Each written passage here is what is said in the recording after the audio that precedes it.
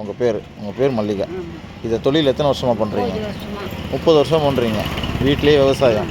அதான் அந்த இடம் இருக்குது. ஆமாம், அதிலே தான் பண்ணுறீங்க. இதை வச்சு தான் உங்கள் குடும்பமும் ஓடுது. நாங்கள் 2 பேர் தான், மிச்ச பசங்கள்லாம் அதில் கிடையாது. ஆ ஆ நானும் அவரும் தான். அவர் மட்டும்தான். ஆனால் உங்களுக்கு தேவையான வருமானம் வருதா இதில்? இதில் தான் ஏதோ ஓடிங்க. அவர் எங்கன்னா மோட்ரு ஏற்றி போவார். ஆ அந்த வேலை. இதில் என்ன பருவத்துக்கு ஏற்ற மாதிரி என்னென்ன போடுவீங்க? இப்போதைக்கு கீரை எல்லா காயும் போடலாம், நம்மளால முடியல. அதனால ஒரு பக்கம் ஃபுல்லாக முருங்கீரை நட்டோம்.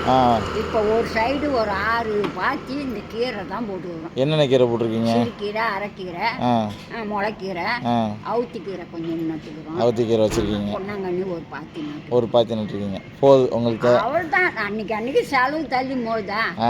அவள் தான் நமக்கு வந்து அதை செய்யணும் இதை செய்யணும் இதெல்லாம் ஆசை கிடையாது. சூப்பர். நம்ம பழுப்பு எல்லாம் முடிஞ்சிச்சு. சரி சரிங்க பாட்டி. நம்ம பசங்க எல்லாரும் கல்யாணம் முடிச்சாச்சு.